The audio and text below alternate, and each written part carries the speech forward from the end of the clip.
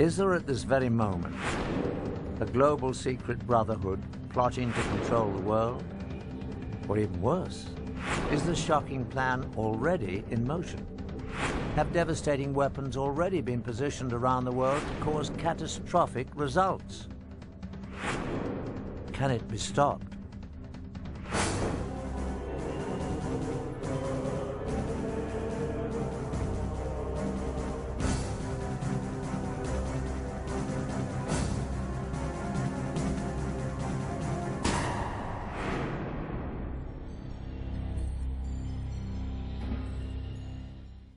Hello, I'm Patrick Macnee.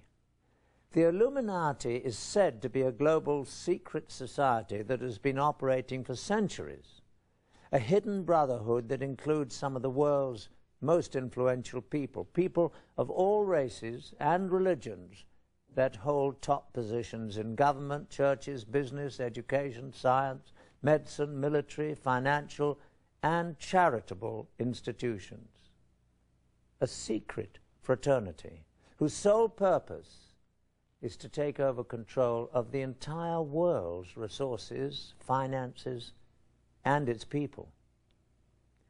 If such a powerful secret society does exist, it represents the ultimate threat to the free world.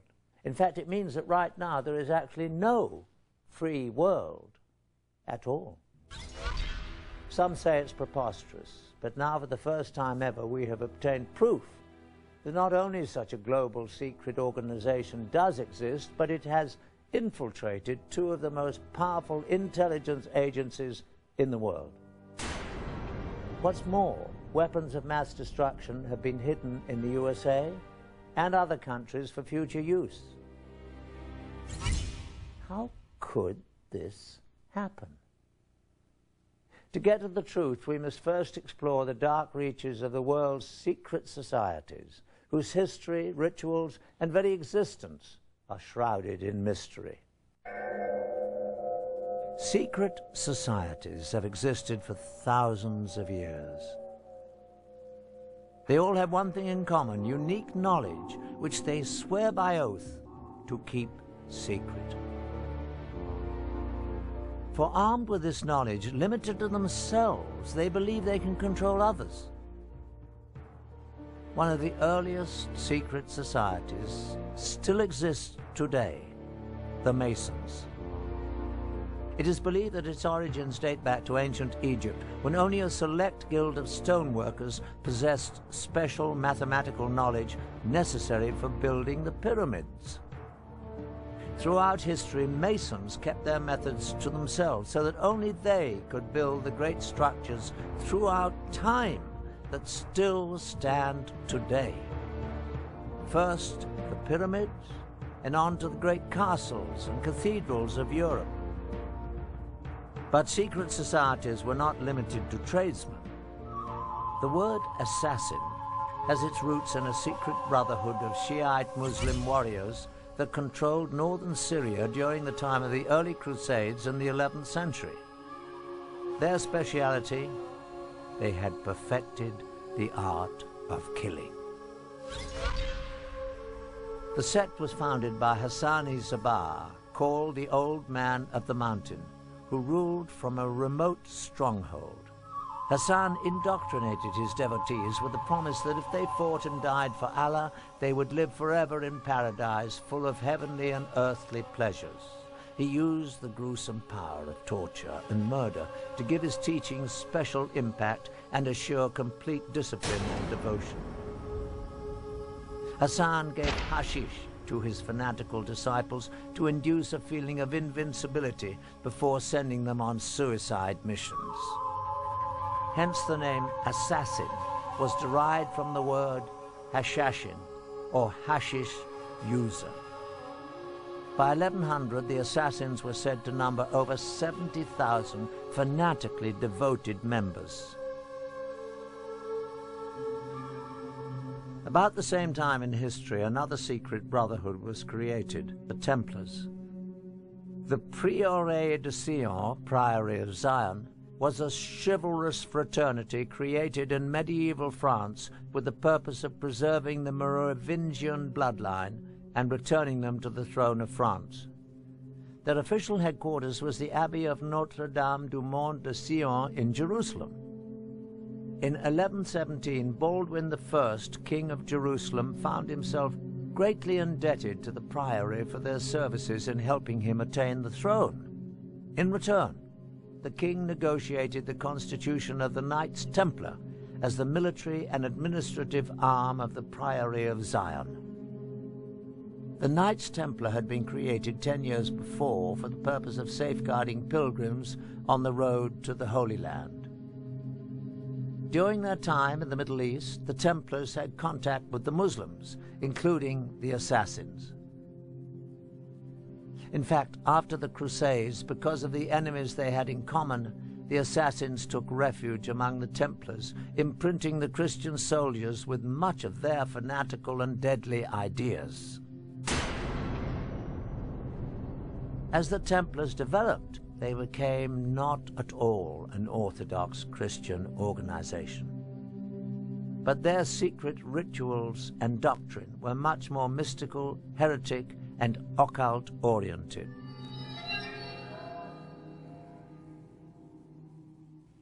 As the power of the Templars grew, the Brotherhood developed into a church within the church, handling their own banking, revoking excommunications issued by bishops, and they answered only to the Pope. Everything about the Knights Templar has at least an element of mystery about it. Right from its beginnings, it was founded just after the First Crusade, which had reopened the way between Europe and the Holy Land. And in about 1118, 9 French knights, all of whom were connected with the court of the Count of Champagne, went over to the Holy Land with this mission, they said, to protect the roads and the pilgrimage routes, to make them safe for pilgrims who would now be able to visit the holy places. Now, once they arrived in the Holy Land, there's actually no evidence they actually did anything for 9 years or so. And right from the beginning, there's something that doesn't quite connect. And there's other evidence that this mission of protecting the pilgrimage routes was actually just a cover story. They actually went there for another reason. For some reason, these 9 knights thought that there was something to be found there. There's certainly evidence that they excavated beneath the Temple Mount. Archaeologists have actually found Templar artifacts from those excavations. As it turns out, the Templars spent very little time on the roads at all. Most of their 9-year stay was spent digging out old tunnels under the Temple Mount, the original site of the biblical Temple of Solomon. What were they looking for? The temples of Solomon had long since been destroyed, yet in times of trouble, the priests were known to have hidden religious treasures in secret underground vaults until it was safe to remove them. The Bible tells us that the Ark of the Covenant and other treasures of the temple survived several foreign invasions in this way. Perhaps the Holy Grail had survived in the labyrinth under the temple as well, waiting for man to rediscover its power. Certainly it was no accident that the knights stationed themselves in a mosque that rested on the ancient site. In fact, it was after their stay that they changed their name to the Knights of the Temple, or the Knights Templar. A monk by the name of Bernard, who later became Saint Bernard, was involved in the formation of the Templars. Saint Bernard was involved in deciphering ancient Hebrew text. Bernard, although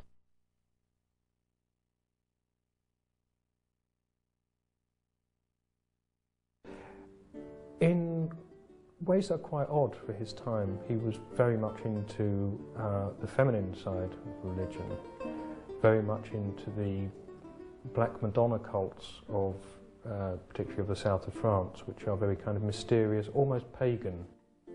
He had a great veneration for the feminine, embodied in lots of ways in the Virgin Mary, which was actually quite unusual for his time, and that appears to be the thing that drove him more than anything else. St Bernard was a very learned man, again for his time. Yes, he studied Hebrew texts, studied other texts as well. It could well be something that he found in there that gave these people the idea that there's something worth having in Jerusalem. It's speculative, but it's a good speculation. It seems a very logical thing. You have people studying these old documents who suddenly want to get their people to some of these old places mentioned in these documents. They're looking for something. Personally, I honestly don't know what it was they found, except that people considered it important. Nobody knows for sure. Whatever it was, nobody knows where it went.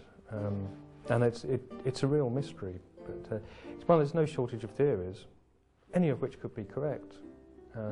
Documents, Ark of the Covenant, Holy Grail, whatever that is, but they certainly had their secret. A very old text records the find. We repaired to the secret vault and let down one of the companions as before. The sun at this time was at its meridian height, the rays of which enabled him to discover a small box or chest standing on a pedestal curiously wrought and overlaid with gold.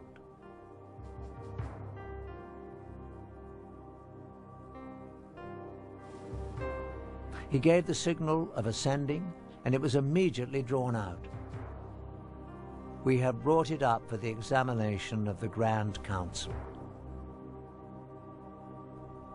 Just what was in this small box that got the Templars so excited? Clearly, a group of Christian knights, bound by the vow of poverty, were not interested in anything of material value. More likely, it was an object of great religious significance. To this day, we still do not know exactly what the Templars found in the secret vault. What we do know is that news of the find brought Count Hughes of Champagne, the man who bankrolled the expedition back to Jerusalem, to join his former vassals. Once there, he immediately gave up all his worldly possessions to serve under them, as one of the Knights Templar. It was after this discovery that the Grand Master of the Templars visited the Pope, and with St. Bernard's blessing, the Order of the Knights Templar was officially recognized by the Church. All over Christendom, men rushed to join the Knights, leaving behind their families, giving over all their worldly possessions, and taking on the difficult vows of poverty and chastity. Vow of poverty actually is why they became wealthy, because anybody that joined the order, anyone that became a Templar Knight, had to give all their possessions to the order.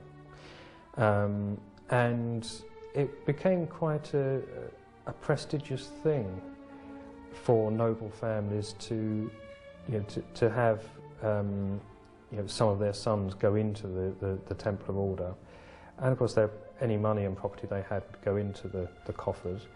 Also, when the Pope endorsed the order, gave it his blessing, and said this is a good thing, anyone that wanted to impress the Pope donated land and money to this new order, and actually on a colossal scale. None of the individual knights were allowed to own anything, so that all this material, that land, castles, livestock, and just pure money that was just given to them as a gift, went towards the order. Their reputation was as the most feared, efficient fighting force on the Christian side. They were kind of the special forces of their time. Also because they were this mixture of monk and a soldier. The Knights Templar had quite a career after the Crusades. They basically took over Europe financially, dominating all of the major industries, especially that of moneylending. They invented the modern checking system, and within a few years had all of Europe's kings indebted to them. They were far too big for their boots in many respects, certainly as far as the Pope and many kings were concerned. They were unbelievably rich. It seemed there was no stopping them, basically. Most historians believe that they got their comeuppance because of their wealth. Essentially, the French king who started the suppression of the Templars, Philip the Fair, essentially that he was jealous of their great wealth. And it is generally thought that he used accusations of blasphemy and sacrilege against them, but really he wanted their money. The charges against the Templars were blasphemy and sacrilege, and that they failed to observe the usual reverence for the church, but that was well known. There were sexual elements in the charges, but then there always are, when you think about it, in charges against heretical groups. They were accused of sodomy, of homosexual acts. They were accused of spitting and trampling upon the cross, of worshipping not just a bearded severed head, but in some extraordinary cases they were accused of worshipping the severed head of a cat. The Catholic Church got the confessions that it needed to suppress the Templars. On Friday the 13th, 1307, the Pope officially disbanded the Order of Knights. Their Grand Master was burned at the stake. By the middle of the 1300s, the Knights of Templar seemed to have completely disappeared and their treasury confiscated. But could the richest and most powerful brotherhood on earth and all their wealth be rounded up and seized almost overnight? No. The highly trained and organized Templars only went quickly underground, taking most of their wealth with them. They evolved into an enormously powerful and well-financed secret society. Indeed, as history unfolded, the facts show that Templars never went anywhere except out of the public view. But with one added dimension: an extreme hatred for the Catholic Church. At the same time, the Priory of Zion assumed that they would meet a similar fate from the Church. They too seemed to disappear, but again, only from the public eye. Over more than 400 years, from the 14th through the late 18th centuries, the Masons, Assassins, the Priory of Zion, and the Templars existed as relatively isolated secret societies with a limited reach, until on May the 1st, 1776, in Bavaria, the human race saw what might be its darkest day. Adam Weishaupt, a Jesuit-trained professor of canon law, well-versed in the occult, formed a new secret organization that would unite all the secret societies for an unthinkable purpose: to gain complete control over the world and its resources, and to achieve total domination of its people. Weishaupt euphemistically described it as a new world order. His diabolical brotherhood was founded on a synthesis of the themes of secret societies that had gone before. He skillfully combined Masonic secret rituals and knowledge, the Assassins' Islamic mysticism, killing arts, and use of hashish, the Priory of Zion's influential membership, and the Templars' wealth, power, military science, and vendetta against the Catholic Church. To that, he added his own knowledge of the occult. It was not an accident that he chose May the 1st, a very important date on the Satanic calendar, for the founding of his society. The group was called the Illuminati. The public translation was intellectually inspired.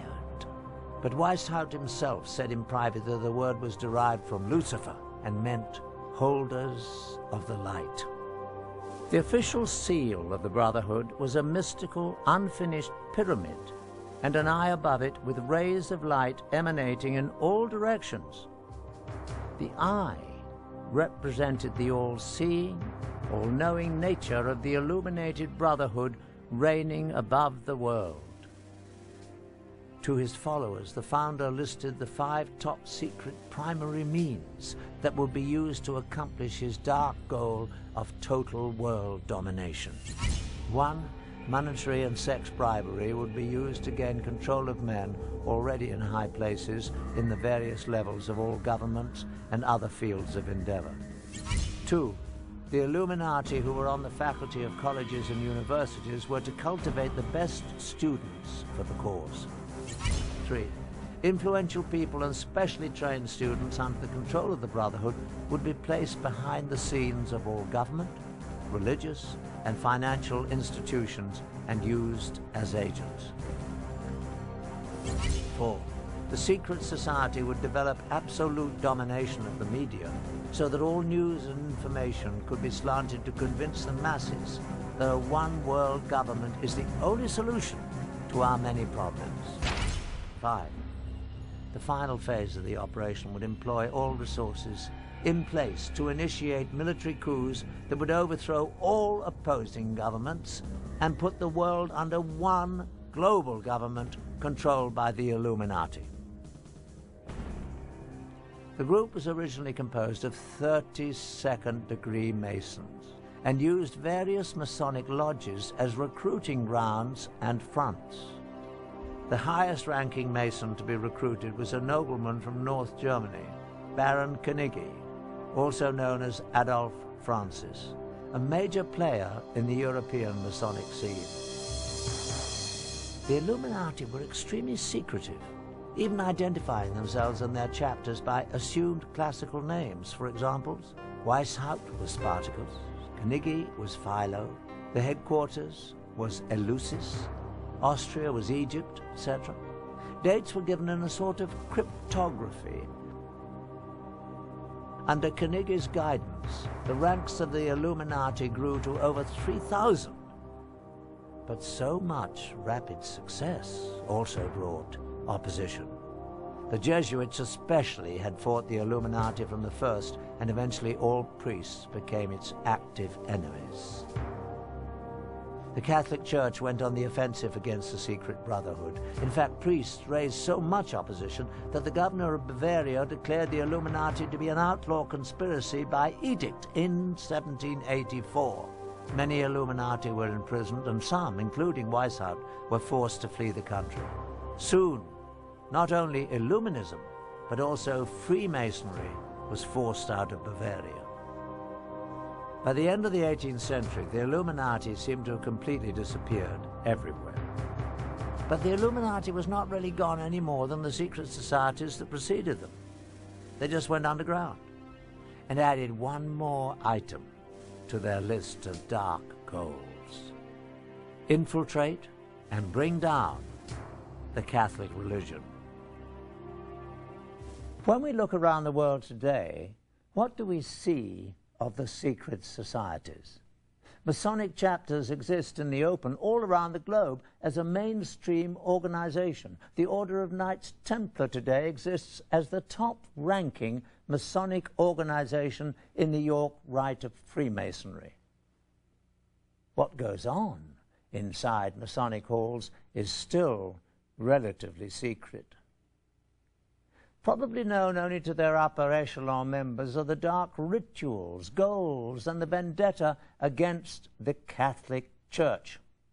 The Masons and Templars have very effectively integrated themselves into the world's most respected societies.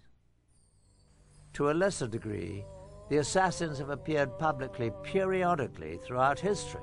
In the early 1800s, they were visible in India as they came under the direction of the Aga Khan, who they believed possessed divine powers. In the latter 1800s, the Aga Khan brought them to Afghanistan, where they developed a lasting relationship with the British. Later, the Aga Khan's descendants further infiltrated Western culture. One prominent example was when Prince Ali Aga Khan, grandson of Aga Khan II, married American actress Rita Hayworth. Are the assassins, as a secret murderous order, now a thing of the past?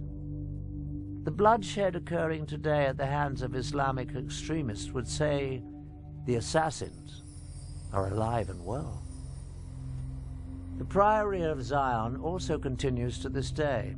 In fact, it has been reported that a number of illustrious figures in history have served as the Priory's Grand Masters, and there is corroborating evidence.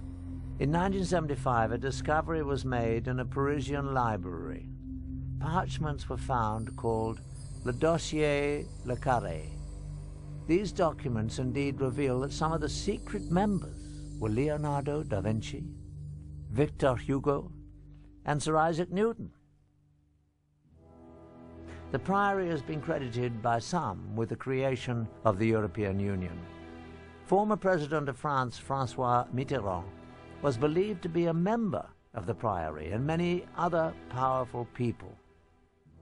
As for the Merovingian bloodline the Scions were pledged to protect, it continues on. Through incestuous intermarriage, most of the royal families of Europe can claim Merovingian descent. And it is said that from these royal families have come all 44 of the United States presidents. These connections around the world through the Priory of Zion provided the Illuminati with the means to influence politics and power around the globe. But what about the most secret society of them all, Adam Weishaupt's Illuminati, the brotherhood that vowed to bring all the other secret societies together to control the world? Is it still actively pursuing its diabolical plan of world domination? Indeed, shocking new facts that we have uncovered reveal that it is stronger than ever today. Studying a top-secret society is much like studying the current of a lake. The ripples on the surface give us clues to know what is going on in the darkness below. The Illuminati's grand plan required that it infiltrate the governments of all countries around the world. In our extensive investigation, we focused on just one target, the former Soviet Union, to see how it was manipulated by the Illuminati. An effective way to gain control of a government would be to penetrate its intelligence structures. Newly released information from the files of the KGB provides some unprecedented insight. Now that the Cold War is over, some highly classified information is being smuggled out of carefully guarded vaults in what used to be the Soviet Union. With the change to a market economy here, many items never before available to Russians are finding their way to the black market. They say that everything is for sale in the new Russia, including state secrets and the spies who kept them. After the collapse of the Soviet Union came the dissolving of the KGB. The new government formed its own new security and intelligence agencies, employing many of the old KGB personnel, but leaving many without jobs. Even those with employment were often not paid as promised. We found that many former KGB employees were eager to give first-hand accounts of their classified activities within the agency for the right price. However, when the subject of the Illuminati was introduced, no amount of money could induce anyone to talk about it. We took this as a definite sign that we were on the right track and getting dangerously close to uncovering the presence of the secret brotherhood within the KGB. The former KGB employees were willing to direct us to black market sources where we might obtain further information, but at our own peril. Though most leads proved to be ultimately unproductive, we found that with perseverance, money, and a bit of luck, it is possible to acquire classified Soviet documents. Using a hidden camera, we recorded numerous meetings over a period of months in which we attempted to obtain relevant materials. This transaction between one of our Moscow contacts and black market dealers proved to be one of the more successful ventures, though, as you'll see, not without a few tense moments.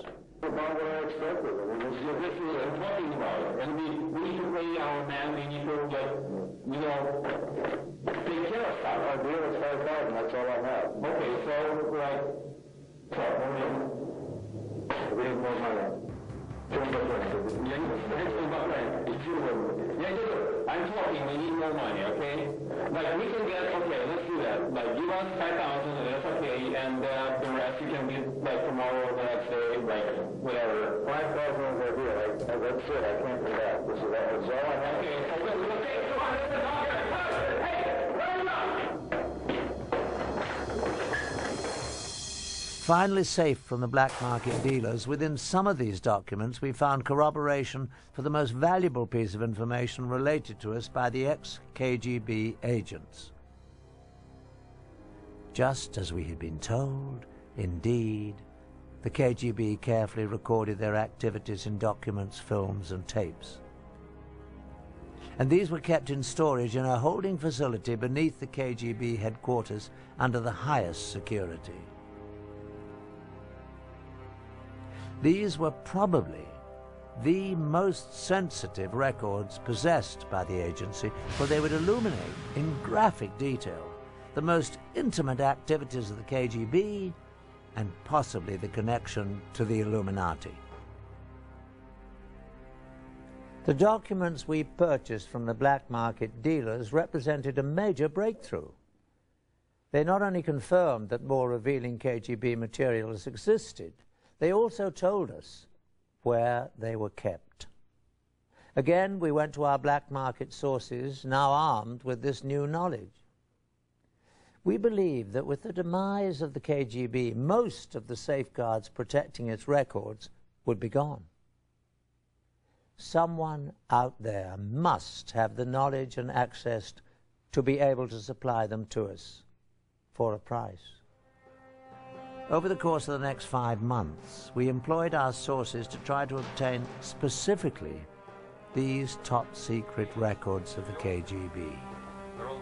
This transaction between one of our Moscow contacts, an interpreter, and a local black market dealer yielded astonishing results.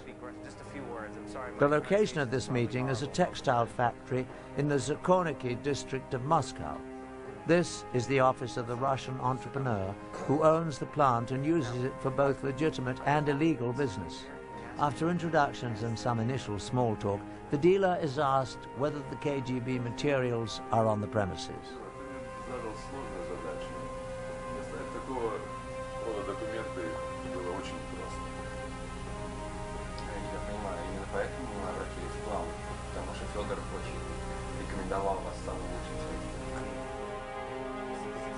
From a safe, documents are produced that relate to the films and tapes the dealer has promised to deliver. After an inspection of the documents and a cursory verification of their authenticity, the transaction is completed.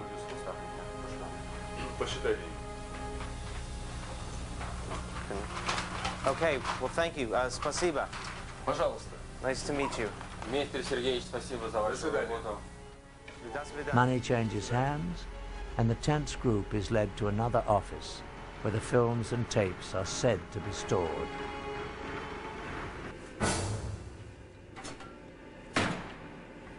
And finally, the graphic films, tapes, and documents we'd heard about surfaced.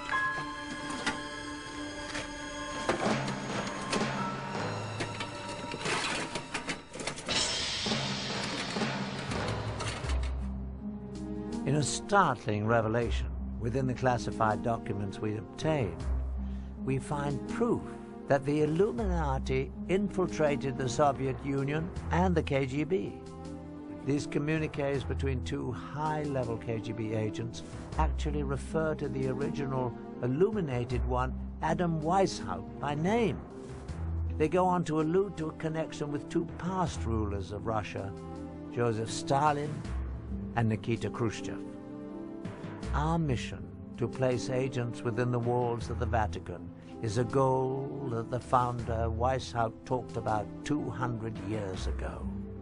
It is something that has been attempted through the years by both Stalin and Khrushchev with no success, but I believe we can finally do it this time. What's more, in the lab our investigators made an alarming discovery. A magnified view reveals that an unnoticeable dot the period at the end of the final sentence on the page is actually a seal. It is the unfinished pyramid with an eye and triangle above it.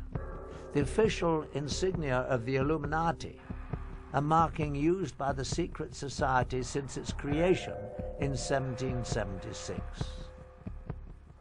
The KGB was determined to infiltrate the Vatican.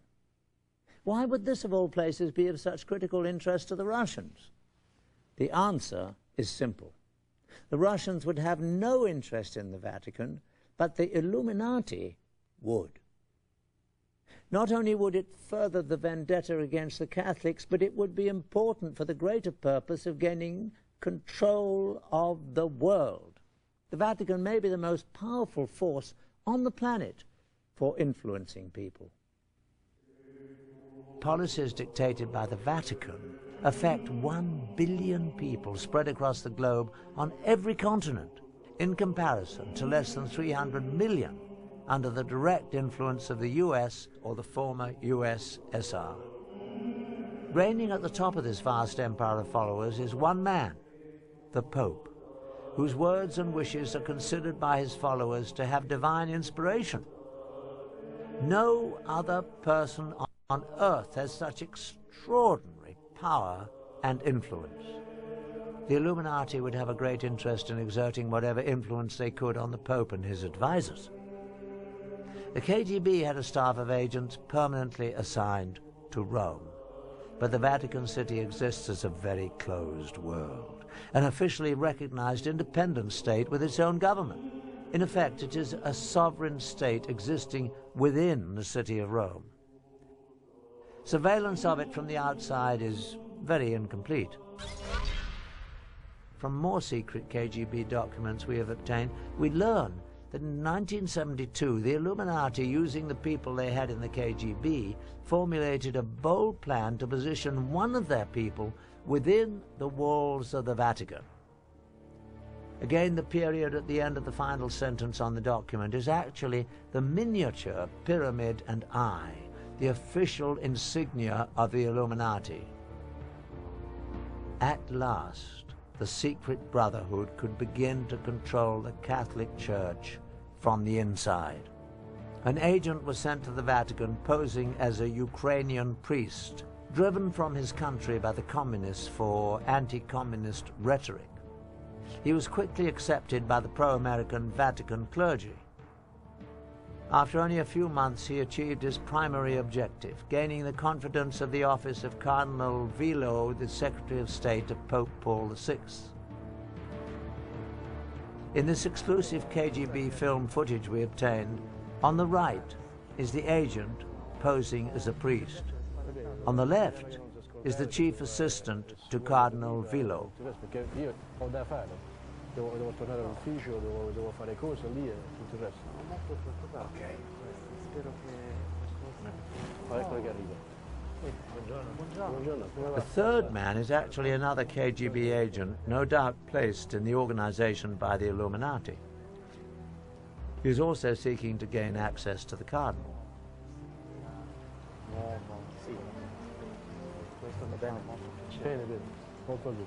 Bravo, bravo, sta piacere. Abbiamo la sua sì, sì. Bene, bene. E terremo molta considerazione di questo. Sappiamo quanto importante è per questa collaborazione. When Vilo's assistant is sent on his customary monthly trip to Milan, the KGB installs a camera in his hotel room.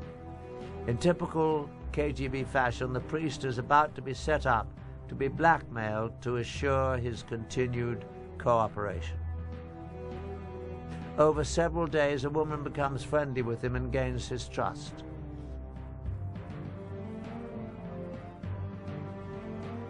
The film shows that the trap was well set.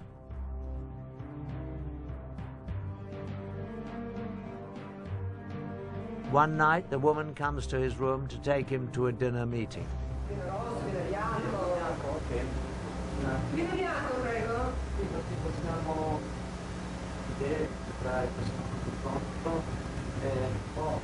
Ho soltanto del buon vino rosso, del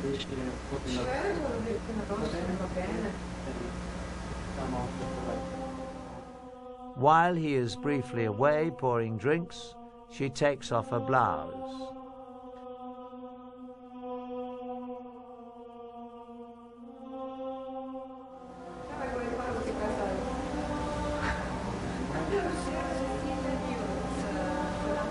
The film ends abruptly. But no matter what the outcome of the encounter was, the brief shot of this priest with a half-dressed woman in his room is damaging enough to guarantee his future assistance in the surveillance of Vilo's activities. Certainly in the near future, the Illuminati-controlled KGB agents will begin looking for ways to manipulate Vilo himself. Once that is accomplished, they will be extremely close to the very heart of the Catholic religion, Pope Paul VI. But it appears that the Illuminati was not content with exerting only influence to control the Vatican. They sometimes resorted to murder. Since the founding of the Illuminati, a number of officials have died at the Vatican under highly suspicious circumstances, including 3 popes. In each case, the death of the official was timed so as to have a great political significance, the telltale mark of the secret brotherhood influencing world politics for their benefit. In 1939, Pope Pius XI was poised to release a statement condemning both the Nazis and the fascists, groups doing the kind of evil that the Illuminati would be behind. But before he could make the public statement, he suddenly died. A close assistant, Cardinal Tisserand, was heard to repeat again and again in French, "They have assassinated him! They have assassinated him!" His body was quickly embalmed, making an autopsy and proof of cause of death impossible. In 1978, it seemed the secret brotherhood might again be using murder to manipulate the papacy. Paul VI suddenly died. Admittedly, he was frail, but the sudden worsening of his condition seemed all too convenient to many observers. However, this time, the Illuminati architects got a result they probably were not expecting: a pope who would be at odds with them, John Paul I. Almost immediately after he took office, the new pope showed a great deal of independence. It seemed that John Paul had a special distaste for the corruption he had seen was rampant in the Vatican's finances. While he was the Cardinal of Venice, the Venetian Catholic Bank was sold in a secret deal to the Vatican Bank for a greatly undervalued amount. Profits reaped by a few were estimated at more than $70 million, but the losses to the Venetians were great. The clergy of Venice even lost their pension funds. Instrumental in the deal were bankers Roberto Calvi, his mentor, Sindona, and the director of the Vatican Bank, Bishop Marcinkus. After John Paul became Pope, these 3 were still in charge of investing much of the Church's money. In his new position, the pontiff had the power to investigate them and publicly bring out the facts.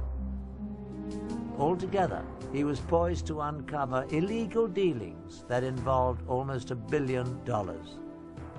This would be a serious blow to the Illuminati, who were certainly behind the criminal financial dealings. The danger to the Pope became shockingly clear one day at a private meeting between John Paul and a Russian Orthodox Archbishop, Nikodim. As the meeting began, coffee was poured. Nikodim took the first sip and almost immediately collapsed to the floor and died. His face was very contorted in a horrible and unnatural grimace, as if the death was very painful. The stunned Pope carefully put down his own cup before he sipped.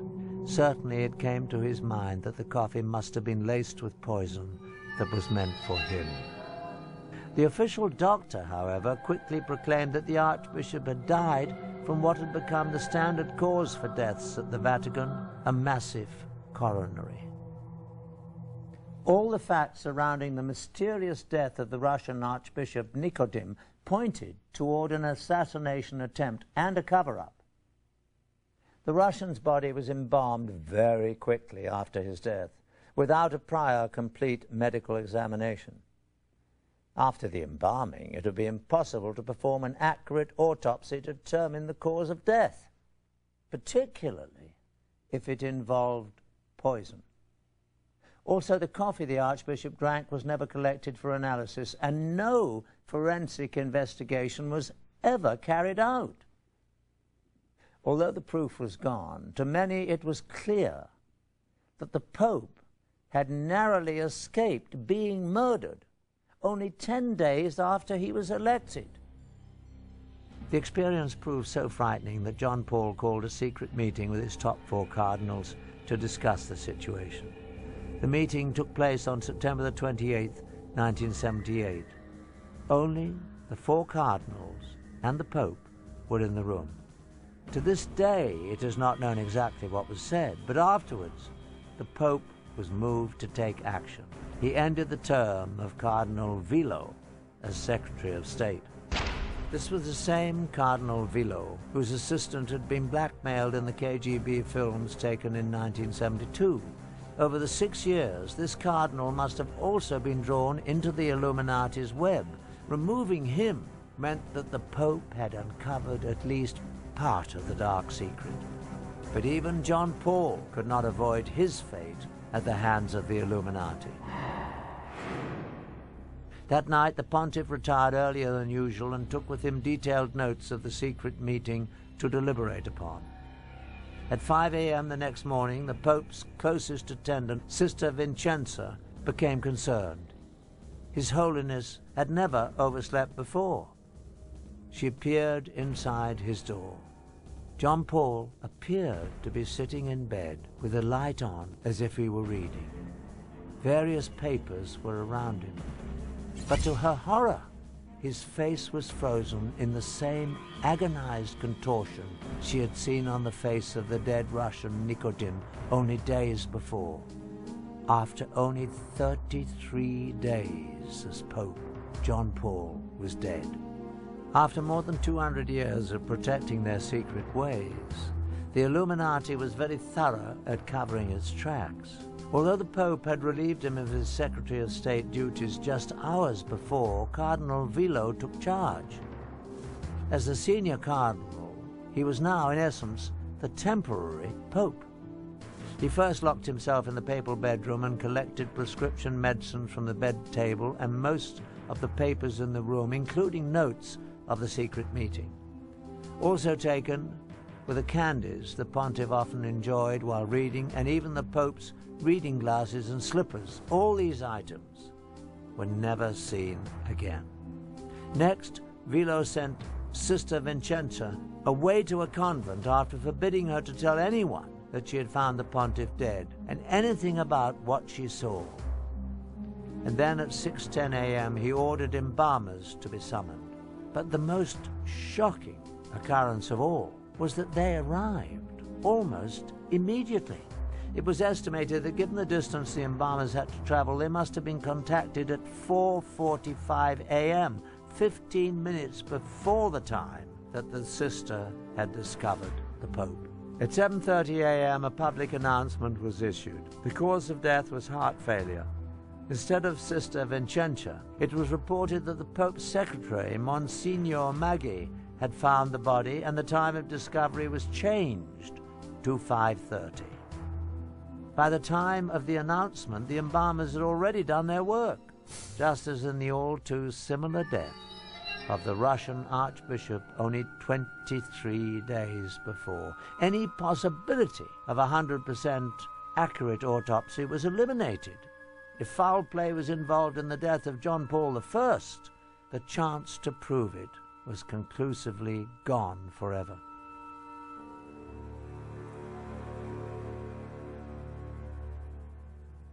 Ten days after John Paul's funeral, Cardinal Villot assembled the conclave to elect a successor. The official electing body includes 111 cardinals. Once sequestered in the Sistine Chapel, the cardinals must invoke the power of the Holy Ghost to guide them to their decision.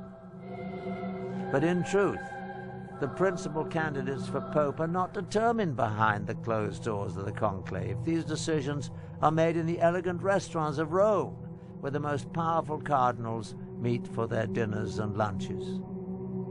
When the cardinals finally entered the Sistine Chapel for the closed-door session Sunday morning, October the 15th, 1978, it became the scene of a theatre of political manipulation on all levels, from promises whispered between cardinals to heated debates, with each ballot tensions elevated. After the 8th ballot, white smoke billowed up from the Vatican, signaling that a new pope had been elected. It also signaled a staggering defeat for the KGB and the Illuminati. The new pontiff was a staunchly anti-communist Pole, John Paul II.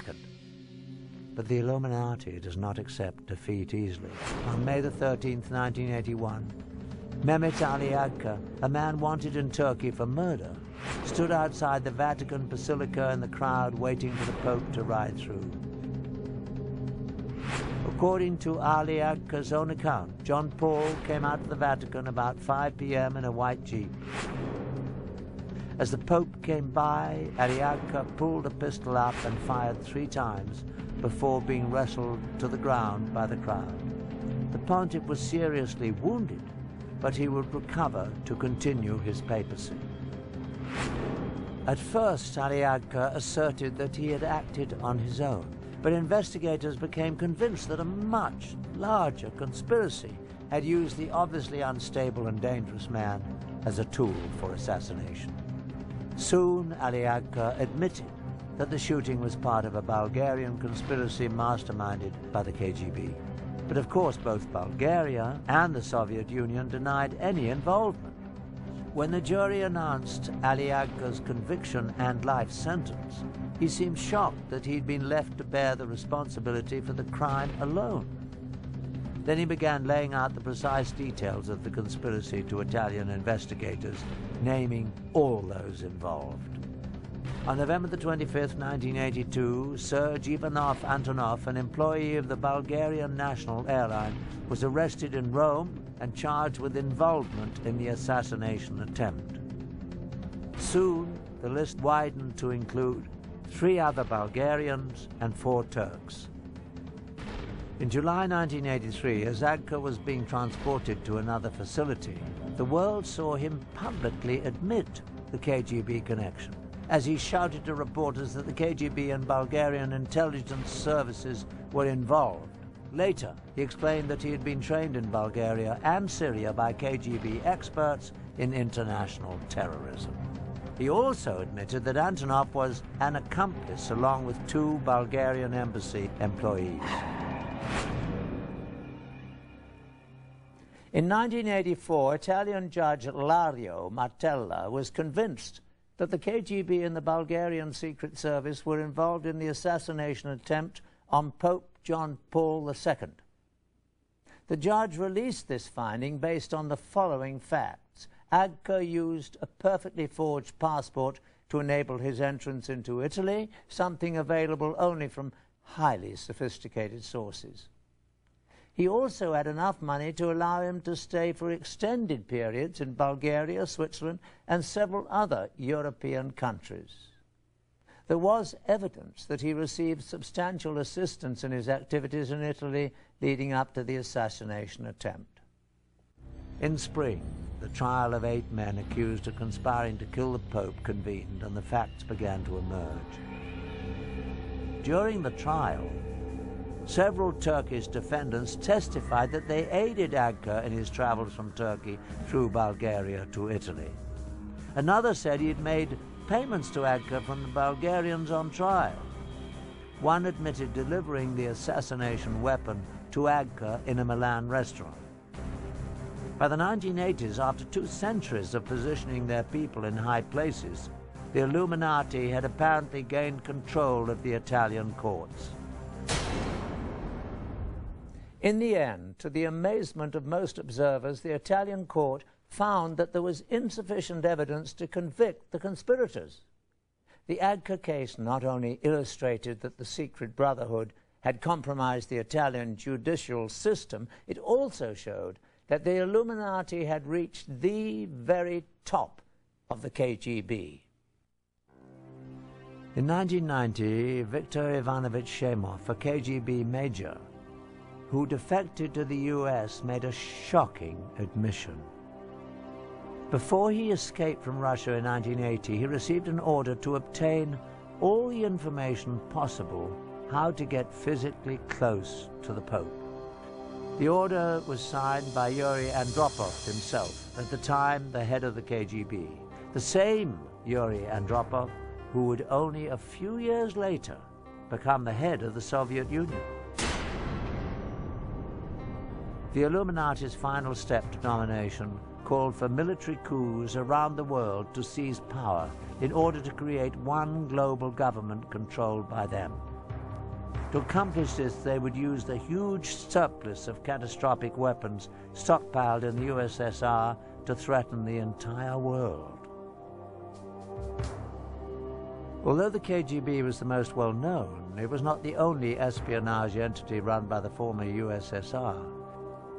Another agency just as massive but even more secret than the KGB was the GRU, carrying out military intelligence.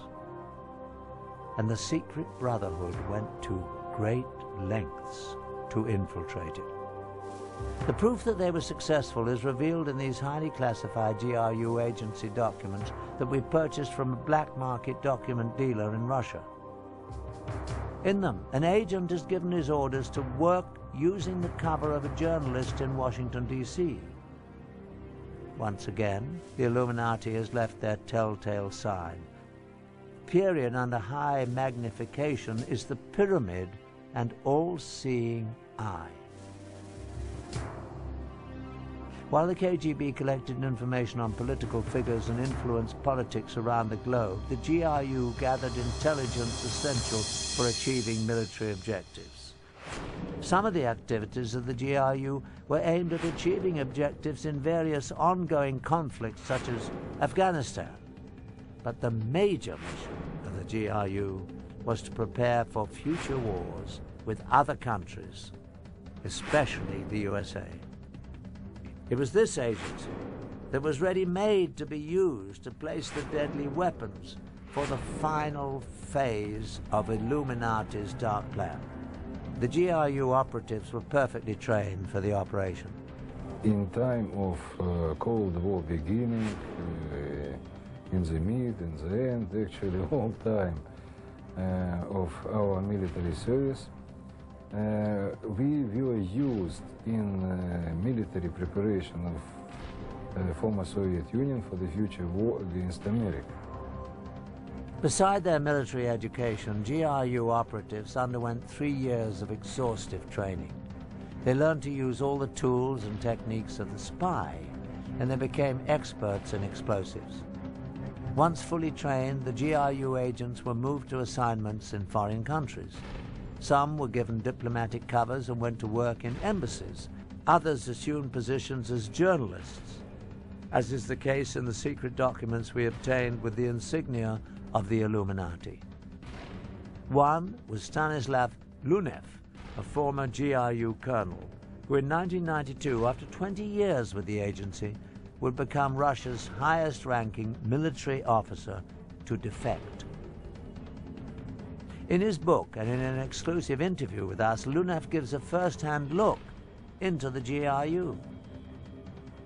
Although his face was never shown, he would not even mention the Illuminati, although he never denied their existence or involvement in the GRU. He does, however, reveal some shocking facts. In the United States, I worked in Washington, D.C. operational area under the same cover as a TASS news agency correspondent. It's a very good cover because, you know, between journalists and spies, real spies, there are a lot of common because all of them are looking for news and for real information. Once in position in the field, the GRU agents had various tasks. One was to help coordinate terrorist campaigns to destabilize unfriendly governments. GRU officials have now revealed that during the Vietnam War, the agency invested over $1 billion promoting the anti-war campaign in the U.S. This expertise at manipulating governments was a skill that fit exactly with the Illuminati's future plans for overthrowing governments.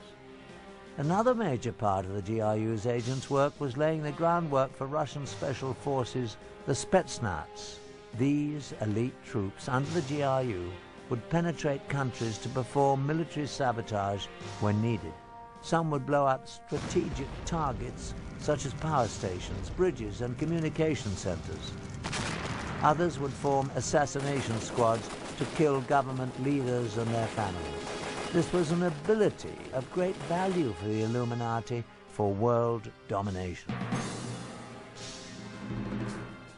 In order to bring the Russian special forces into foreign countries when required, the GRU needed to assure themselves that they would have access to cross the borders. For this, they relied on the expertise of the KGB. The agency excelled at gaining entry into unfriendly countries. They needed to be able to consistently position their spies and smuggle out information. Again, the KGB often used sex and blackmail to accomplish its goals. In this hidden camera film, the man on the right is a KGB agent acting as a raven, a male whose job is to seduce someone to commit espionage. This raven is in the process of setting up a Mexican border guard. I'll get it replaced. Okay. Alright. More. So it's brain tissue.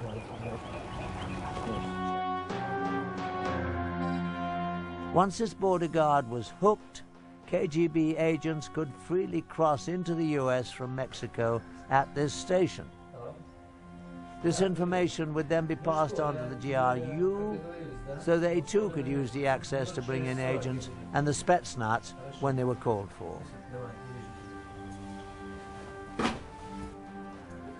So, will you call me? I'll call you. You will? Anyway, I'll contact you, you know what I mean? I'll call you. I'll find you, then I'll call you. Are you okay? I'm okay. Okay. To execute the plan for global chaos and military coups, the Secret Brotherhood used the GRU to position sleeper agents and devastating weapons around the world. These weapons would stay hidden in strategic places until the day they would be needed. At that time of the Illuminati's choosing, the agents would come out of hiding and the weapons used. These special operation forces commanders are very highly trained military professionals, and they will come here when real tension would be in place. They need to have very special weapon system to destroy very highly protected targets. So they will have nuclear weapons, chemical, biological, other weapon system. The most frightening weapons to be smuggled in were the small nuclear devices that have become known as the nuclear suitcase bombs. These weapons could be moved easily by one person, but had awesome destructive capabilities. Once they were in the US and other enemy countries, the weapons were hidden in safe places and could be retrieved in time of war. It is estimated that a frightening number of these nuclear devices were positioned in the US and other countries. In all probability, these nuclear devices remain hidden in their secret locations, all ready for use today. Thanks to the newly opened files of the KGB, we've had a shocking look at how the Illuminati has over the years manipulated the world's institutions like the Vatican. And we have seen that devastating weapons have been positioned around the world. We have focused on only Russia's connection to the Illuminati. Since Adam Weishaupt founded the secret organization in 1776, its tentacles have extended into many other nations around the globe. Even the United States shows telltale signs. The most obvious is on the back of the US $1 bill. Prominently displayed are the pyramid and the eye, the Illuminati's insignia put there in 1933 by order of President Franklin D. Roosevelt. Underneath are the Latin words Novus Ordo Seclorum, which translates as New World Order.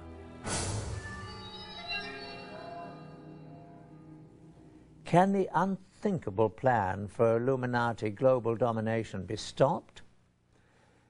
The only thing a secret society fears is being exposed.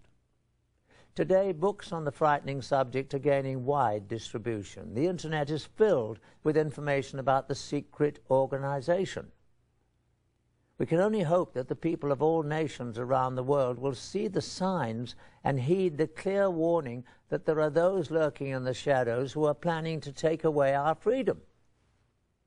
I'm Patrick McNee. Thanks for joining me.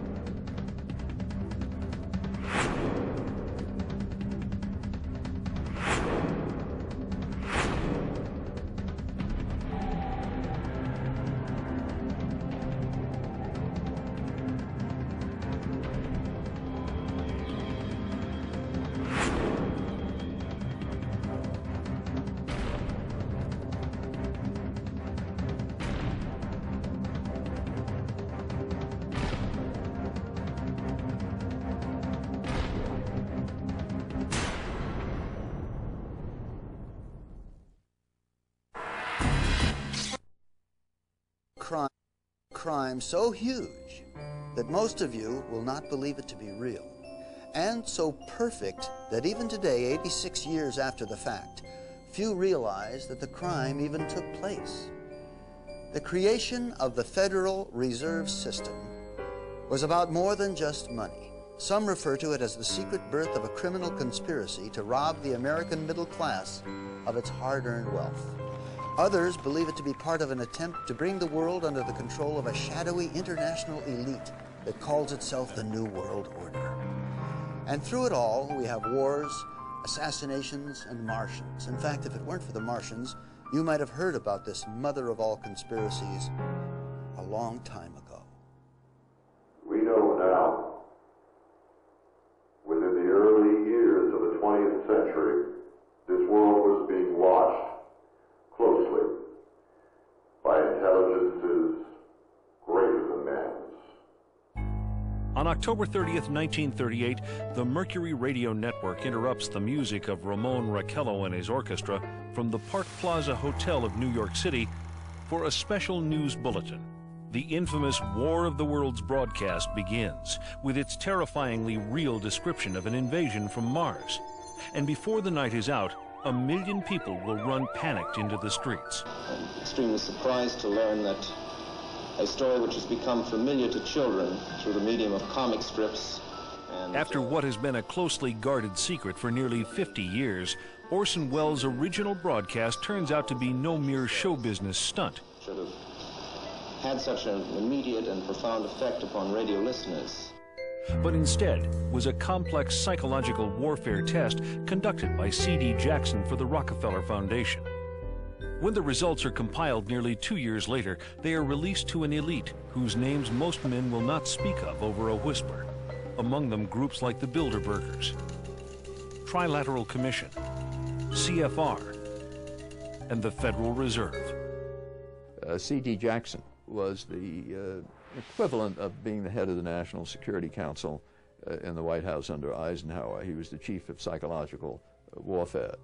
The breakthrough discovery that the War of the Worlds broadcast was actually a psychological warfare test is key to understanding why experts believe that the Federal Reserve, The Bilderbergers and other closed exclusive elite groups are pulling the strings that control our societies.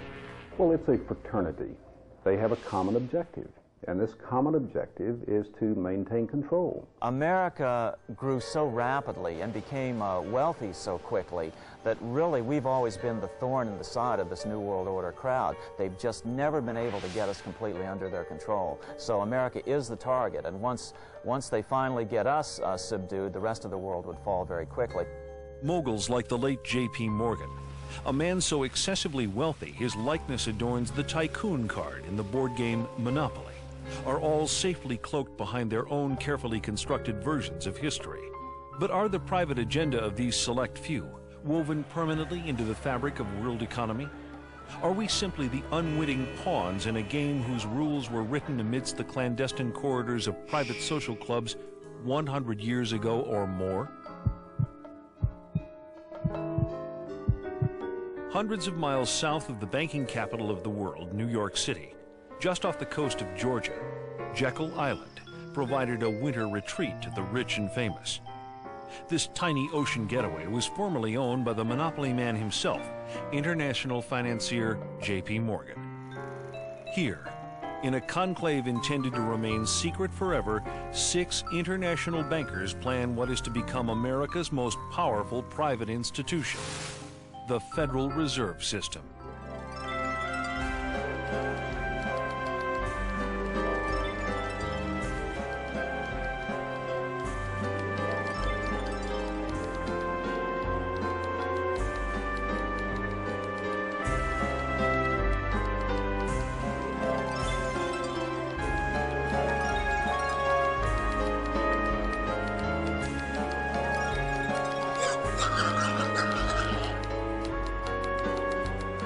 The Jekyll Island story is one of the great untold stories of the 20th century. These bankers who got together, left Hoboken in a sealed train, and the reporters were going crazy. They knew this was big.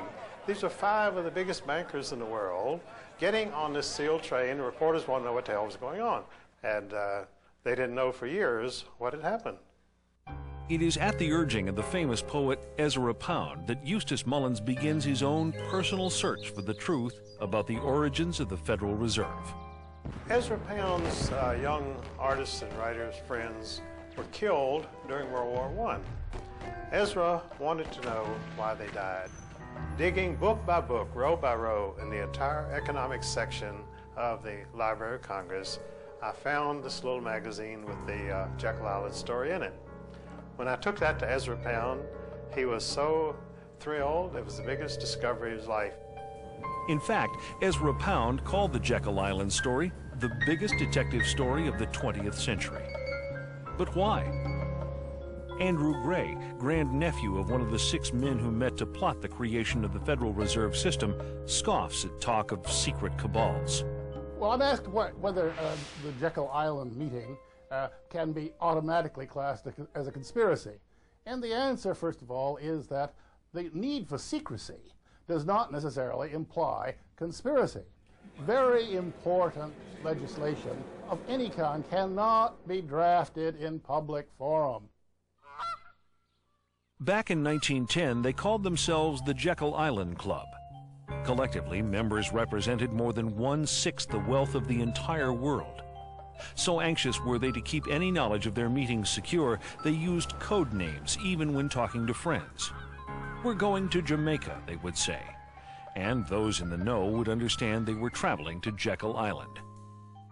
The immediate excuse was the money panic of 1907, which was engineered by Jacob Schiff and the Rockefellers to gain control of some corporations they were after. And so then they said, look, we've got another nationwide panic, we've got to have banking reform. The birth of the Federal Reserve System, we know, was at Jekyll Island, Georgia, in the secret meeting that took place that was attended by Senator Aldrich, who was the chairman of the banking committee, and whose son I knew, incidentally, Winthrop Aldrich, when he was chairman of the Chase Bank. The Aldrich Bill, as it was initially called, received such violent opposition from Democrats and reformers like William Jennings Bryan that despite avid lobbying by the monopoly men, the bill quickly went down to defeat. Once the Aldrich Bill flopped, the bankers immediately moved to Plan B. It didn't work from trying to push it through with Republicans, so they tried to push it through with Democrats. We had, in 1912, a very popular president, a Republican named William Howard Taft. The bankers needed Woodrow Wilson to sign this act into law. He did not have much charisma. He had not a chance against William Howard Taft. Teddy Roosevelt. He was an explosion upon the political scene. Dynamic, outspoken, warm, colorful, exciting, inspiring. And under the surface was a man of ideals. You could say that J.P. Morgan really owned Theodore Roosevelt. You see, his right-hand man, vice president of his bank in New York, George Perkins, lived at the White House. He was a liaison man with the president. And so they drug Theodore Roosevelt out of obscure retirement. Roosevelt formed the Bull Moose Party and split the Republican Party and elected Woodrow Wilson. That's the only way they could do it. Woodrow Wilson, immediately after his inauguration, called a special session of the Congress to do away with the protective tariff, which had been the thing that had built this country. The second thing that happened was that the income tax came in. And the final thing was the creation of the Federal Reserve, which took place in December, around the Christmas holidays in 1913, that put the cap on this whole revolution. Most of the senators had gone home for the Christmas holidays. We call that in legislative circles having the skids greased. And the skids were greased and they just slid it right on through. Without much fanfare, the president signed it. It became law of the land. One of the major opponents during the Federal Reserve Act battle was Representative Charles Lindbergh from Minnesota, who, interestingly enough, was the father of aviator Lucky Lindbergh, the first guy to cross the Atlantic Ocean solo. And Lindbergh fought them tooth and nail and referred to the Federal Reserve Act as the worst legislative crime ever perpetrated in the history of the United States. And that may indeed well be true. By 1916, even President Wilson was worried. He lamented, "The growth of the nation and all our activities are in the hands of a few men." Near the end of his life, Wilson said that he had been deceived into signing the Fed into law, reportedly murmuring just before he died, "I have unwittingly ruined my government." In law, when any people meet together to plot to rob somebody, that becomes a criminal operation. It can never be anything else. Throughout its subsequent history, it can never overcome that initial criminal beginning. And that's where we are today, a criminal syndicate. That's all it is. It's all it ever has been. Did the creation of the Federal Reserve represent a takeover of the United States by shadowy international financiers? Certainly, the Fed was designed to serve somebody's interest, but whose? Not the American banking community. It was the international banking community. The Morgans were an international family. The fortune had first been made in England, but they were allied with the Rothschilds and others in England, and one of their agents drafted the script for the Federal Reserve. The Rothschild family is one of the wealthiest families the world has ever known. By the early 1800s, they established themselves as the most important bankers in all Europe. By the end of the 19th century, they are said to control half the wealth of the world.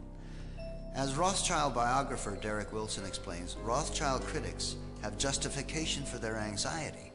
The House of Rothschild is immensely more powerful than any financial empire that has ever preceded it, and it's able to control governments behind the scenes, secretly. Economic power, political power go hand in hand, and it's like Mayer Rothschild of the Rothschild banking family in Germany said, "Give me control of a nation's monetary system, and I care not who writes their laws." Nathan Rothschild in 1820 might have had more right to say that than any of his successors. Their statement is more or less absurd. The Federal Reserve does not control the money supply. The Federal Reserve influences the money supply. To say that the Federal Reserve only influences the money supply is like saying a robber with a gun to your head is only influencing you to give him his money. And of course, if you give him your money, you may be spared your life, but here again, you don't have your money anymore. there has been, in the last 30 or 40 years, a much greater international flavor to the activities of the Fed because the banking system has become global. And you could no longer regulate the U.S. money supply by simply via the domestic Federal Reserve banks. The Federal Reserve controls the very heart of what's happening with money, because money answers everything. It's the one thing that everybody wants. And when you give a private institution a monopoly on the creation of this money, you vest total control in that institution. If you have the money, you can get any law passed you want. So who do you care whether Bill Clinton is president or who is senator from New Jersey? It doesn't make any difference because you write a check and you get another senator. One of the stickiest questions in this debate is this: just who owns the Federal Reserve? The City of London set the whole thing up. The Federal Reserve Bank of New York is principally owned by 5 merchant banks in London, chartered by the Bank of England. Perhaps England, which many have considered a political satellite of the United States in recent years, is really the one pulling the strings of international policy. It's not a matter of who owns the Fed, it's who controls it. The government has given the banks a monopoly, and then you see the Justice Department doing nothing about the bank mergers. A monopoly can only exist with government assistance, and they've given great assistance to the banking monopoly.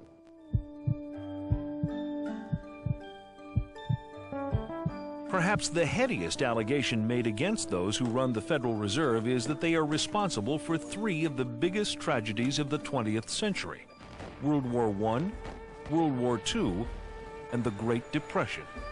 Wars are very profitable. In fact, wars are probably the most profitable thing an international banker can be involved in. So consequently, throughout the last at least 300 years of North American and European history, you see incidents of international bankers backing both sides of a conflict. They've been trying to have a war in Europe since 1885, but the central banks of Europe had already bankrupted all the nations of Europe. They had no money. The only money was here in the United States. In order to get that money, they had to put a central bank over on the American people. It was sold as a way to bring stability to the American economy. Well, what happens just a little over a decade after the passage of the Fed? We see the biggest depression of this century in any case. For the 16 months prior to the crash of '29, the Federal Reserve increased the money supply by 62%. Now, what was happening back then? Much like it's happening today. People were buying and selling, pledging and borrowing, thinking the good times would never end. And then at the time of the crash, they pulled the plug on the money supply, and the people who had pledged their stocks, their bonds, their homes, their cars, everything, they pledged their savings accounts, they lost it all. Selling guns to one adversary while making loans to another is a common way these boys make their profits during war. And when profits begin sagging, people like Jacob Schiff, Max Warburg, and J.P. Morgan knew how to build them up again. Surprise, surprise, it's a documented fact that these fellows financed Trotsky and Lenin with billions in gold and credit to initiate the revolution in Russia. With Russia out of the war and America in, the conflict was extended by at least another 2 years. 2 more glorious years of gun sales and wartime bank loans, upon which to earn interest for many more years to come. There is no question that war is a profit-making business. After World War I, Senator Gerald Nye held very famous hearings here in Washington where he dragged in some of the biggest bankers and industrialists and put them on the spot and just examined profits that were made by some of these major interests. War is a profit-making business. Anybody who says otherwise is a liar or a fool. They were able to manipulate us into World War I, and as a matter of fact, the war stretched out for at least another 2 years beyond what it would have gone. Just when you think you're ahead of the game, someone changes the rules. They did this knowing, with malice aforethought, to strengthen their own profits and to build their own institutions, their own banking institutions. Many people believe that virtually all of the wars of this century have been caused for reasons that benefit small financial groups, those that move in the sphere of influence of the Bilderberg and the Trilateral Commission. For an example, the war in the Balkans right now. Who's been providing Milosevic with arms and weapons? The Soviets have. Who has been financing the Soviet Union, their military industrial complex? The United States has. European bankers have. So the bankers have been financing both sides of every major conflict. Conflict brings progress, but controlled conflict brings controlled progress. Every major war, every major conflict, arms sales, loaning money to governments. You get their people to pay you interest back into the coffers of the bank, money that you created out of nothing. Nobel Prize-winning economist Milton Friedman claimed that the Federal Reserve caused the Great Depression by deliberately reducing the amount of money in circulation. Depositors all over the country were frightened about the safety of their funds and rushed to withdraw them. There were runs, there were failures of banks by the droves, and all the time the Federal Reserve System stood idly by when it had the power and the duty and the responsibility to provide the cash that would have enabled the banks to meet the insistent demands of their depositors without closing their doors. Congressman Louis McFadden, chairman of the House Banking Committee during the crash, agreed, saying, "The Great Depression was a carefully contrived occurrence by international bankers seeking to bring about a condition of despair so that they might emerge as the rulers of us all." There was a memo circulated in advance of the stock market collapse. All the big guys, or the insiders, let's say, got out of the stock market during that 4-year period. They all got out. They were cash heavy when the market crashed. They were able to buy up major corporations for pennies on the dollar. Franklin Roosevelt's own son-in-law called the Depression the deliberate shearing of the public by the world money power, triggered by the planned sudden shortage of call money in the New York markets. Insider Joseph Kennedy's wealth grew from $4 million in 1929 to over $100 million 4 years later. Then, as now, America's press failed to tell us what was happening. These scenes of unrest in America have never been seen before. Cameramen would shoot them, but newsreels wouldn't play them. Controlling the news started early in America. Of course, the lighter side of the news continued to get lots of play. Around the first bend, it's Rumblewing by a beat. Alex Feather in second, Hancock skipping a jump. Now coming around the turn, it's Fox Feather. Hop skipping a jump is Red Fox. And skipping a jump is down. Oh, ladies and gentlemen. Fortunately, populists from President Andrew Jackson to William Jennings Bryan to Father Charles Coughlin were courageous enough to speak the truth. May I remind our President, with all due respect, that not one of these soldiers cast a ballot on that fateful Good Friday night in the spring of 1917 to force a peace-loving nation like ours to take up arms for the profiteers and the exploiters of mankind. And during the Depression, no one was more dangerous to the banking interests than Huey Long. We've tried the Republican Party, we've tried the Democratic Party, then we've gone back and tried the Republican Party, and now we're back trying the Democratic Party. And unfortunately, whenever we get into power with either one of these parties, we find that the one crying need of our people, the redistribution of wealth, so that none would be too poor and none would be too rich, is always neglected by the party that is in power. How many men ever went to a barbecue and would let one man take off the table what's intended for 9/10 of the people to eat? The only way you'll ever be able to feed the balance of the people is to make that man come back and bring back some of that grub he ain't got no business with. But assassination as a tool of political policy was nothing new to this crowd.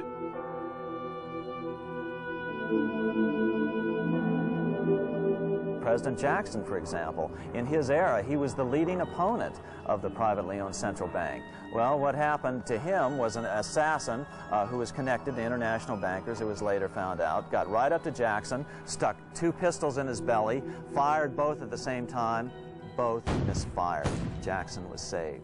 And interestingly enough, even though history books don't spend much time dwelling on this bank problem, Jackson himself numbered this as his leading accomplishment. In fact, on his tombstone, do you know what's on it? It's "I killed the bank." Someone changes the rules. Going back to the American Civil War, Germany's Chancellor Otto von Bismarck declared, "The division of the United States was decided by the high financial powers of Europe. They were afraid that the U.S. would upset their financial domination over the world. They saw tremendous booty if they could substitute two feeble democracies burdened with debt to the financiers in place of the vigorous republic sufficient unto herself." Abraham Lincoln realized this, and so stood firmly for preservation of the Union. But Lincoln needed money to win, lots of it. He went to the Wall Street bankers who wanted 36% interest per annum. Honest Abe chose a less expensive alternative, choosing to have Congress issue the money. The bills were called greenbacks, and they weren't backed by gold, only by the full faith and credit of the United States. With Congress issuing the money, not 1 penny of interest was paid to private bankers. The assassination of Lincoln was related to the bankers wanting control of the money. The same thing went for John Kennedy, that he was planning to reintroduce the U.S. notes rather than Federal Reserve notes. And of course we go back to the Constitution of the United States, which provides that the Congress shall coin the money, the currency, and regulate the value thereof. If you go out and ask the average person on the street who issues the money, they'll say the government issues the money. That's why the lie works, because people know intuitively that the government should issue the money. Well, the Federal Reserve is neither federal and has doubtful reserves. You will not find the Federal Reserve in the blue pages of government in any phone book. You will find it in the business pages next to Federal Express. Congressman Louis McFadden fought the Fed to his last breath. He once called it a superstate controlled by international bankers and international industrialists acting together to enslave the world for their own pleasure. 2 attempts were made on his life, one from a man wielding 2 pistols, both shots missed, and the second from a poisoning attempt, but fortunately there was a doctor on hand to pump his stomach. Of course, a conspiracy powerful enough to cause both world wars and the Great Depression would have to have a clubhouse somewhere, if only to split up the cash. It turns out they do. If you haven't heard of the Bilderbergers, it's for one reason only. They haven't wanted you to. At their annual closed-door meetings, no outsiders are allowed even close to the building. Here are gathered the most powerful individuals of the Western world, united regularly at club meetings. Yet nothing is reported by the New York Times, the Washington Post, or the LA Times. What really fascinates me is the complete blackout in the American press. For more than 20 years, I've gone down to the press club every day. I check the wires in their library, mingle with other paper boys, and I asked them the question many times, why, when if 120 film stars or 120 NFL football players met behind locked and guarded doors at a remote location for 3 days, you'd try very hard to penetrate and find out what those movie stars or football players are doing. Well, I have no curiosity at all when 120 of the world's most powerful financial leaders and political leaders meet for 3 days at a remote location behind armed guards in a complete blackout. Well, I have no curiosity. Actually, quite a bit of security, but it's discreet. So what would happen if someone tried to sneak through the trees back there? I don't know. I wouldn't want to try it. What we do hear coming out of those meetings is incredible about the plans of the New World Order to consolidate power. Political power and economic power coming together at the highest level. But what I call the lapdog media, the controlled media in this country, you would think that they would be going to court, crying freedom of information, open meetings, sunshine law, and all of these things, but the silence is deafening. Attendees at recent Bilderberg meetings have included Presidential Advisor George Stephanopoulos, Senator Sam Nunn, David Rockefeller, former Senator Lloyd Bentsen, and Henry Kissinger. 1 month earlier, 50 liberal groups met in Washington to discuss their opposition to international banks and economic globalization. In reaction, one of the major items on the Bilderberger agenda was the role of liberals in various organizations. Also on the docket, the separatist movement in Canada, how fragmented Canadian provinces could be absorbed into the United States.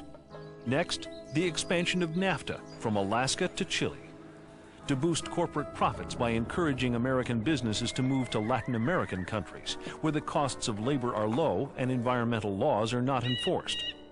Do organizations like the Bilderbergers, the Council on Foreign Relations, and the Federal Reserve pull the strings of our lives like master puppeteers? Or are such ideas merely the paranoid ravings of conspiracy theorists? The people who call conspiracy theorists are not the conspiracy theorists themselves. We're talking about facts here. The Bilderberg Group does exist. The Federal Reserve does exist. The people who are members of the Bilderberg Group are also the people who do control the Federal Reserve. These are all facts. David Rockefeller himself thanked the media for keeping this all hushed up. If it wouldn't have been for you, then we wouldn't have been able to pursue our interests towards internationalism. They're conspiring to eliminate the United States as we know it through something as simple as the elimination of our national identity. Why is it the major media would deny this? Let's look at the ownership of the major media. Let's look at the roster of, say, the Bilderberg meeting. Katharine Graham owns the Washington Post. Katharine Graham has been to the Bilderbergers. Conrad Black, one of the largest media barons in Canada and Europe, has not only been to these meetings, but he has hosted the meeting just a few years ago. Every year they meet in secret, and there is an absolute news blackout. There is never anything reported in any of those papers. In this country, the press is seen as the fourth estate. You know, you've got the judiciary branch, the legislative branch of government, the executive branch of government. Then you're supposed to have the press keeping an eye on these three. If leaders from these three are working with other leaders around the world to determine economic policy, wars, human rights, etc., then yes, the press has a responsibility to get in there and to inform people. But just 2 years ago, I think 1997, the First Lady attended the meeting in Georgia. A few papers in Georgia picked it up, but this is the First Lady at a meeting with people who really arguably want to rule the world. You know, that should have been front page news. Well, the Fifth Estate are the international bankers, and they just couldn't accomplish their goals without being to control the electronic media. Now, what they hate more than anything else is this outbreak amongst the internet, cable TV, radio talk shows. That's what they can't control. They need control, and without it, they aren't going to get what they want. Of course, one person's sinister conspiracy could just be another person's private affair. The Bilderberg is a clubby atmosphere. That's what it is, really. It's a clubby affair. By invitation only. Now, when you see groups like Council on Foreign Relations, Bilderbergers, Trilateral Commission, you have to remember bankers work internationally, and the central banks in all countries work together, and they do this through special groups. They formed the Council on Foreign Relations at the Versailles Peace Conference after World War I. Now, many conservatives believe the CFR runs in the United States, but it only does it secondhand because the real orders come out of London first.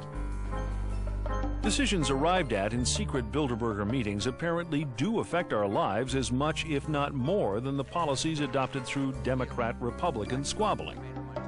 When no other newspaper bothered, the tiny Washington publication, The Spotlight, single-handedly invaded the shroud obscuring these secret gatherings. Well, by penetrating the secrecy of Bilderberg, we were able to do an advanced story on the end of the Cold War, the downfall of Maggie Thatcher, an advanced story on the Persian Gulf War, then President George Bush's reversal from his read my lips, no new taxes pledge. The financial entities that dominate the Federal Reserve, the Bilderberg Group, are largely centered around the Rockefeller family and the Rothschild family. Names such as Chase Manhattan, Citibank, all these groups that move in the Rockefeller sphere of influence and the Rothschild sphere of influence are the glue that hold the Bilderberg elite together. Most troubling of all is evidence that the attendees of these secret meetings may even choose our presidents. In December of 1974, there was a major headline on the editorial page of the Atlanta Constitution that said Jimmy Carter is running for what? And the what was about this head. Running American president. Jimmy Carter had been a one-term governor of Georgia, hardly known to the American people. He, however, had an entree into the international elite through his membership in David Rockefeller's Trilateral Commission.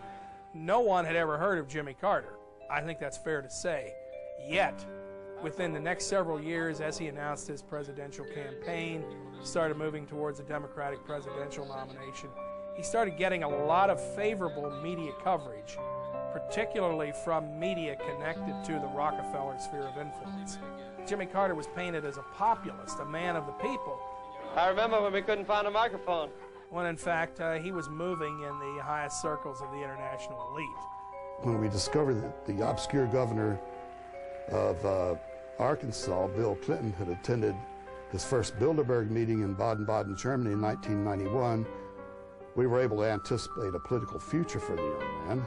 When I discovered in 1991 that Bill Clinton had attended the Bilderberg meeting, I was able to predict that he would be the candidate for the presidency of the Democratic Party. I didn't think he'd be elected president, incidentally. And so they picked him. The Bilderbergers actually picked him to be the president.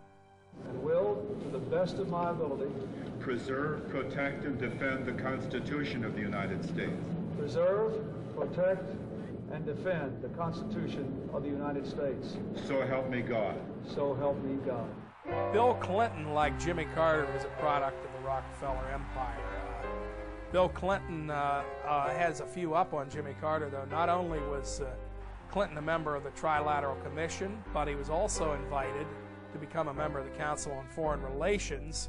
He had the imprimatur of the Rockefeller and Rothschild families. Well, you know, I grew up like everybody, every other kid in the United States, thinking, President of the United States, most powerful man in the world. But it's just not the case. You know, even Bill Clinton has admitted that he is only a virtual president anymore. That was in a speech in September of 1998.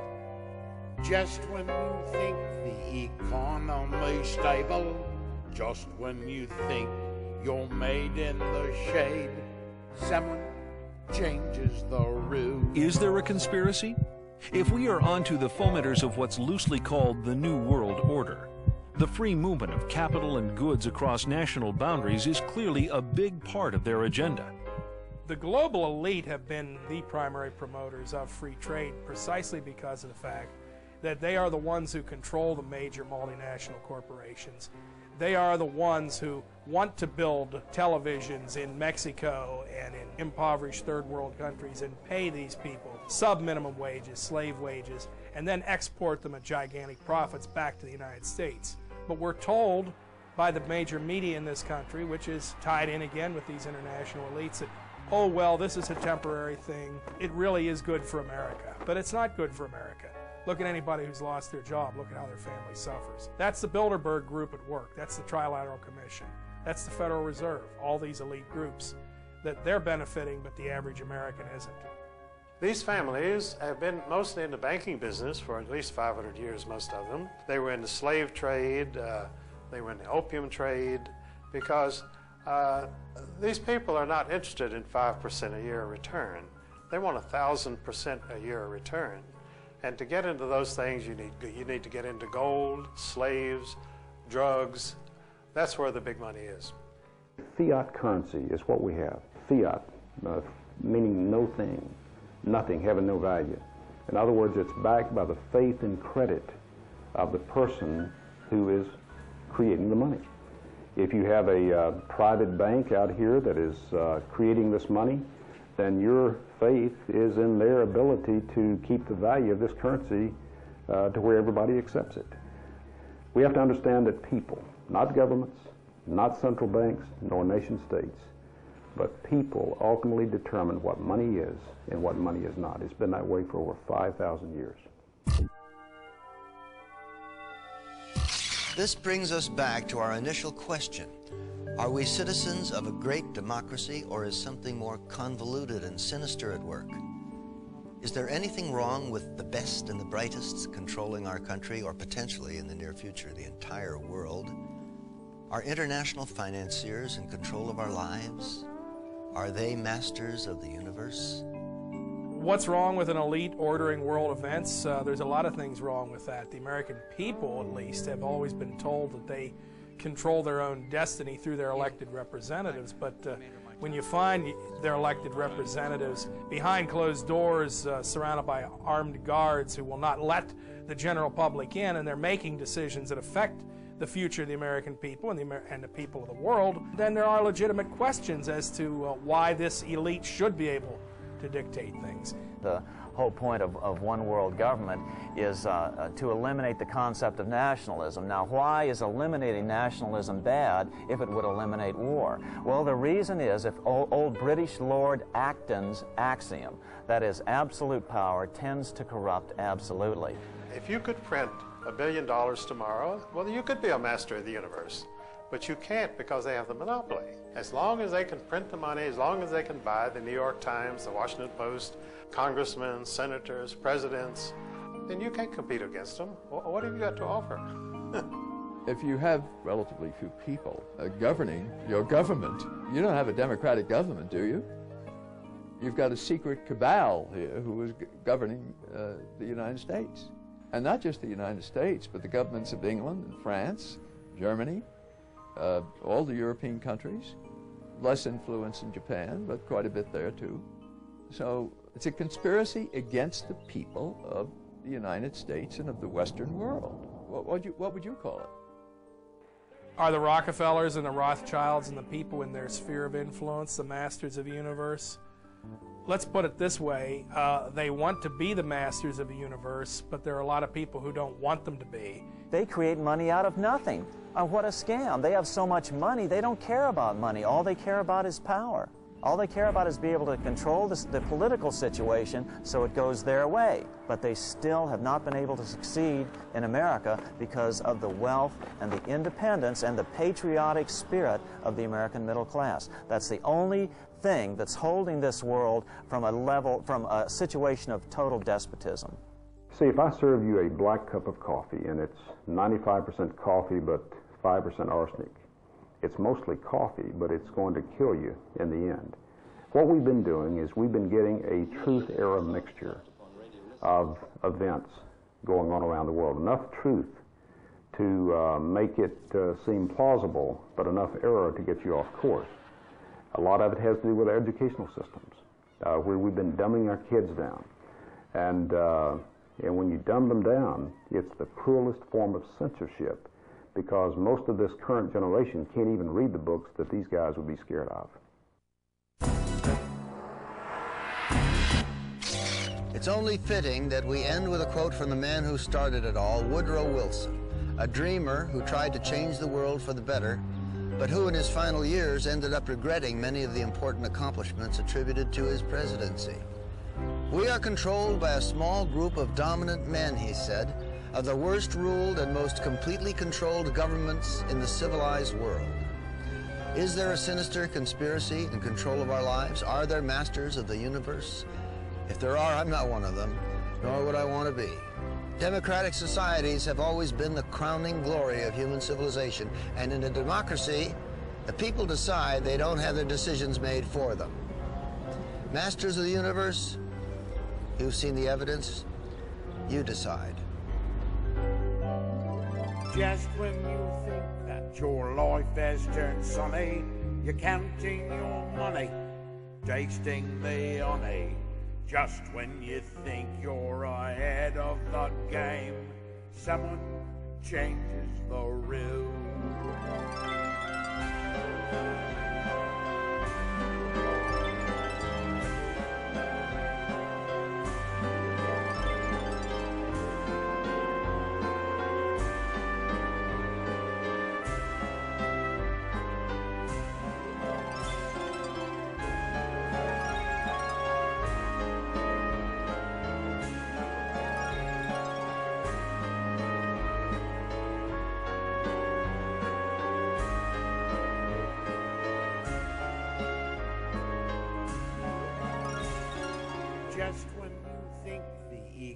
economy stable, the interest is low, inflation is slow.